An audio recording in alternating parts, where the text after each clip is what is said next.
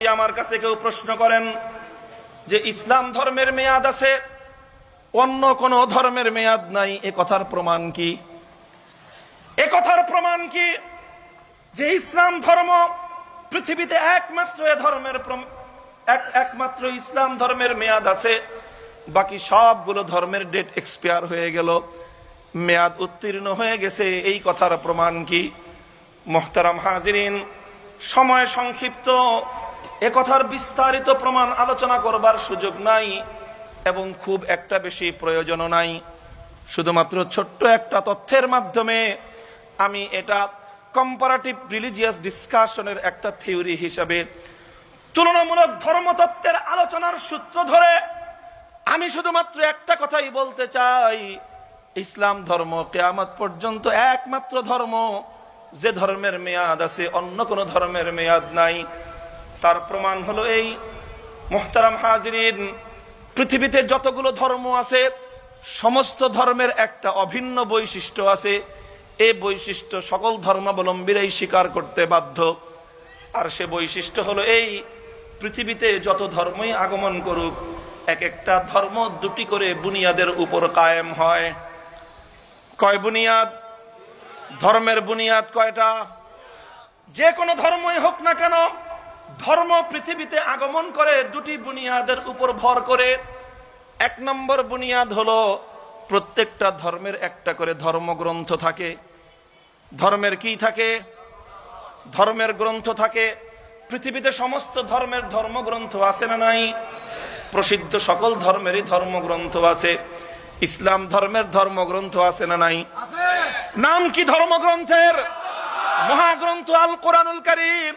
খ্রিস্ট ধর্মেরও একটা ধর্মগ্রন্থ আছে, ধর্মগ্রন্থের নাম হলো ইনজিল শরীফ, যেটাকে তারা বাইবেল বলে থাকে।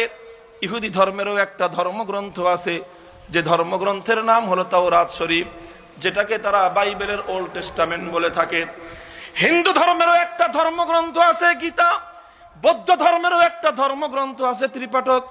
এমনি ভাবে পৃথিবীর যত ধর্ম আছে সবগুলো ধর্মের প্রথম বুনিয়াদ হলো ধর্মের একটা করে ধর্মগ্রন্থ থাকে। ধর্মগ্রন্থের কথা, এটাই হলো ধর্মের কথা। ধর্মগ্রন্থের শিক্ষা, এটাই হলো ধর্মের শিক্ষা। কথা ঠিক না বেঠিক? সুতরাং ধর্মগ্রন্থ ছাড়া পৃথিবীতে কোনো ধর্ম চলতে পারে না। এটা হলো ধর্মের প্রথম বুনিয়াদ। ধর্মের দ্বিতীয় বুনিয়াদ হলো, ধর্মের যেমন করে একটা করে ধর্মগ্রন্থ থাকে, এই ধর্মগ্রন্থ পৃথিবীতে হাওয়ার উপর আসে না। এই ধর্মগ্রন্থগুলো পৃথিবীতে মাটির অথবা পানির উপর আসে না। এই ধর্মগ্রন্থগুলো সৃষ্টিকর্তা মহান মালিক আল্লাহ পাক রব্বুল আলামিনের পক্ষ থেকে একজন মানুষের উপরেই নাজিল হয়। সেই মানুষটা হয় ওই ধর্মের ধর্ম প্রণেতা, ওই মানুষটা হয় ধর্মের আসল গুরু।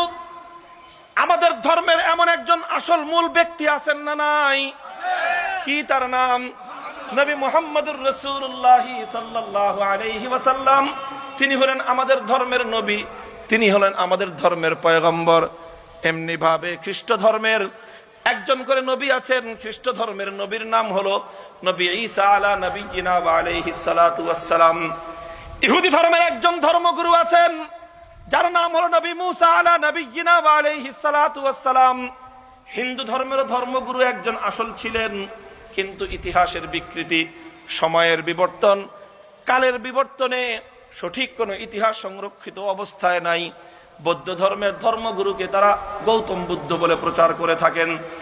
মুহতারাম হাজিরিন, এই যে ধর্মগুরু, ধর্ম প্রণেতা, ইনি হলেন ধর্মের দ্বিতীয় বৈশিষ্ট্য এবং দ্বিতীয় ভিত্তি।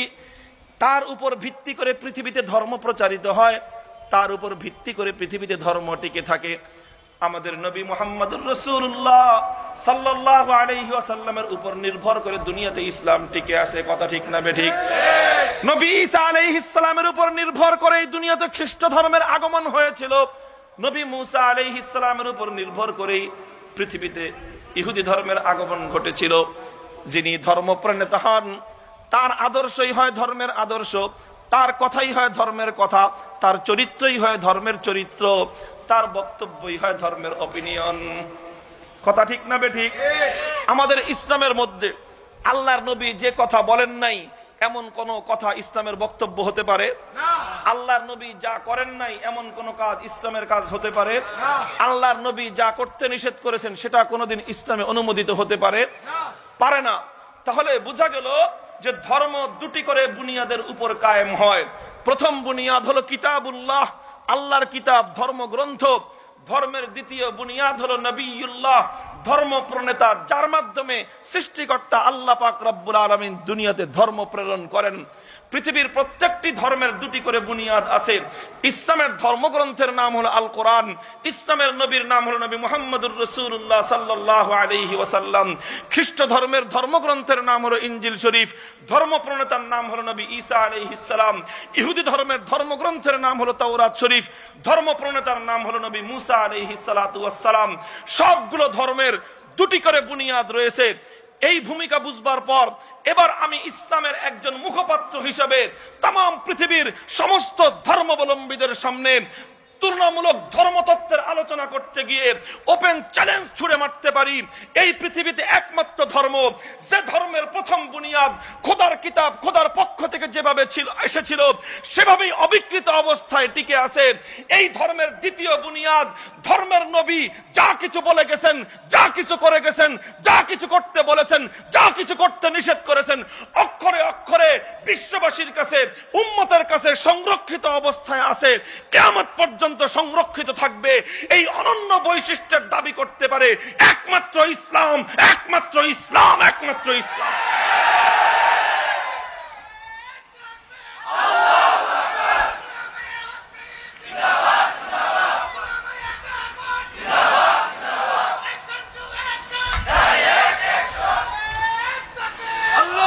মুহতারাম হাজিরিন, সবগুলো ধর্মের সঙ্গে ইসলাম ধর্মের কিতাবুল্লাহ আর ইসলাম ধর্মের নবিয়ুল্লাহ, সবগুলো ধর্মের সঙ্গে তুলনা করবার সংক্ষিপ্ত সময়ের মধ্যে সম্ভব নয়। শুধুমাত্র বাকি অন্য সকল ধর্মগুলোর মধ্যে সবচেয়ে শক্তিশালী যেই ধর্মটা এই পৃথিবীতে বর্তমানে সর্বদিক থেকে, ম্যান পাওয়ারের দিক থেকে, টাকার শক্তির দিক থেকে, সামরিক শক্তির দিক থেকে, ধর্মীয় সংখ্যার দিক থেকে এবং ধর্মের দলিল প্রমাণের দিক থেকে ইসলামের পরে সারা পৃথিবীব্যাপী সবচেয়ে শক্তিশালী ধর্মের নাম হলো খ্রিস্ট ধর্ম। কথা ঠিক? খ্রিস্ট ধর্ম হলো অন্য সবগুলো ধর্মের মধ্যে সব দিক থেকে শক্তিশালী, জনসংখ্যার দিক থেকে, শক্তির দিক থেকে, অর্থনীতির দিক থেকে, এমনকি ধর্মীয় প্রমাণ ভিত্তির দিক থেকেও অন্য সবগুলো ধর্মের মধ্যে সবচেয়ে শক্তিশালী হলো খ্রিস্ট ধর্ম।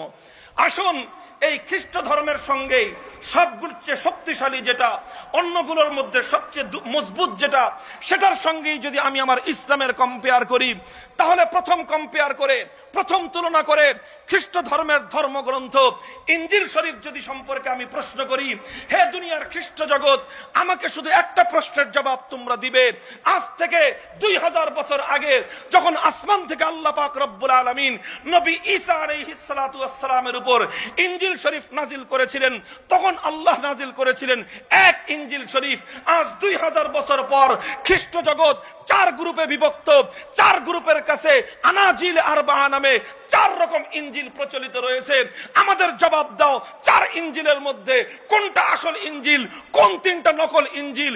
এই প্রশ্ন যদি বিশ্ব জগতের 200 কোটি খ্রিস্টানদের মুখের উপর আমরা ছুড়ে দেই, আজ পর্যন্ত এই প্রশ্নের সদুত্তর জবাব দেওয়ার মতো কোন খ্রিস্টান সন্তানের জন্ম হয় নাই।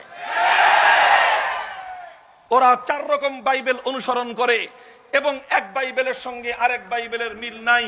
আজকের বাইবেলের সঙ্গে পৃথিবীর বিভিন্ন অঞ্চলে প্রচলিত বাইবেল এক একটা এক এক রকম। আমরা খোদ বাংলাদেশে প্রচলিত বাইবেলের কপিগুলোকে একত্রিত করে দেখেছি। বাংলাদেশের উত্তরাঞ্চলে যেই বাইবেল খ্রিস্টানরা প্রচার করে, দক্ষিণাঞ্চলে পার্বত্য অঞ্চলের প্রচারিত বাইবেলের সঙ্গে 1000 রকম গরমিল খুঁজে পাওয়া যায়।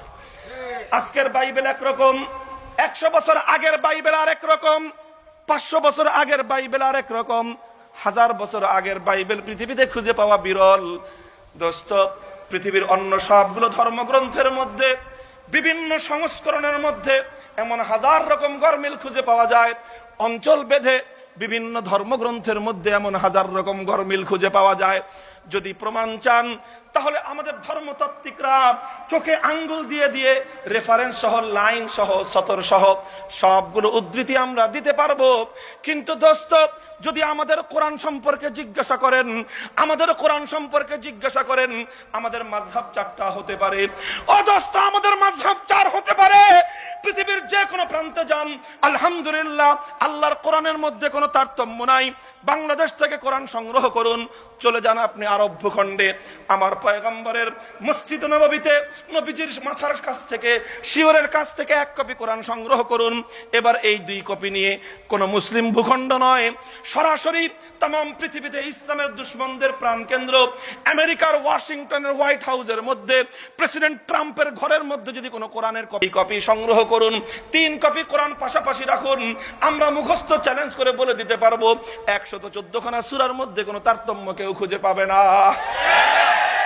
গণনার কম বেশি 6340 খানার মতো আয়াত, কোন আয়াতের মধ্যে কোনো তারতম্য নাই, কোন একটা বাক্যের মধ্যে কোনো তারতম্য নাই, কোন একটা শব্দের মধ্যে তারতম্য নাই, কোন একটা অক্ষরের মধ্যে তারতম্য নাই, একটা জবরজের পেশের মধ্যে কোনো তারতম্য নাই, এমনকি একটা নোক্তার মধ্যে পর্যন্ত কেউ পার্থক্য দেখাতে পারবে না। আজকের কোরআন যেমন 100 বছর আগের কোরআন তেমন, 500 বছর আগের কোরআন তেমন, 1000 বছর আগের কোরআন তেমন, 1500 বছর আগে সোনার মদিনায় আল্লাহর পয়গম্বর উম্মতে মুহাম্মাদিয়ার কাছে তারাকতু ফীকুম আমরাইন লান তাদিল্লু মা তামাসসাকতুম বিহিমা কিতাবাল্লাহি ওয়া সুন্নাত রাসূলিহি বলে আল্লাহর যেই কোরআন উম্মতের কাছে আমানত রেখে গেছে, খোদার কসম খেয়ে বলি, নবীর যুগের কোরআন আমার যুগের কোরআনের মধ্যে কেউ বিন্দুমাত্র তারতম্য খুঁজে দেখাতে পারবে না।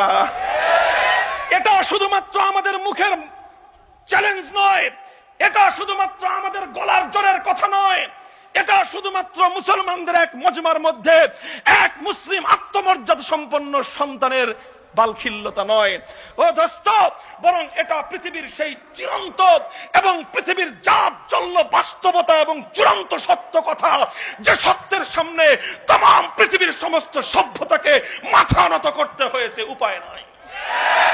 আলহামদুলিল্লাহ, এই পৃথিবীতে একমাত্র ধর্মগ্রন্থ, ইসলামের ধর্মগ্রন্থ আল কোরআন, যেটা আল্লাহর পক্ষ থেকে, সৃষ্টিকর্তার পক্ষ থেকে যেভাবে দুনিয়াতে আগমন করেছিল, কোন ধরনের পরিবর্তন ছাড়া 1500 বছর পর্যন্ত এভাবেই উম্মতে মুসলিমার কাছে সংরক্ষিত আছে।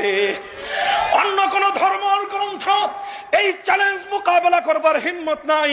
সমস্ত ধর্মগ্রন্থগুলো বিকৃতির শিকার, সমস্ত ধর্মগ্রন্থগুলো পরিবর্তন হয়ে গিয়েছে মানুষের নানা ধরনের বিকৃতি আর পরিবর্তনের মাধ্যমে। এগুলো এখন আর আল্লাহর গ্রন্থ নাই, এগুলো আর খোদার কিতাব নাই, এগুলো ভণ্ডদের নানা ধরনের বিকৃতি আর ধান্দাবাজির শরীক হয়ে গেছে। শুধু একটু কথা বলতে চাই, অন্য ধর্মাবলম্বীদের কিছুই বলবো না, শুধু বলবো খ্রিস্টান ধর্মাবলম্বীদেরকে। অন্য ধর্মের ধর্ম প্রণেতা তো আরো বহু প্রাচীন, বহু প্রবীণ, তাদেরকে বলে তো কয়ে লাভ নাই। সর্বশেষ যেটা একটু সম্ভাবনা আছে, তাদেরকে বলি, হে খ্রিস্ট জগৎ, তোমাদের নবী ঈসা আলাইহিস সালাম আমাদের নবী থেকে 1500 বছর আগের নয়, 1000 বছর আগের নয়, 700 বছর আগের নয়, 600 বছর আগের নয়, only 570 ইয়ার্স, 570 বছর আগে আমার নবীর আগে তোমার নবীর জন্ম। আমরা 570 বছর পরে আমাদের নবীর জন্ম।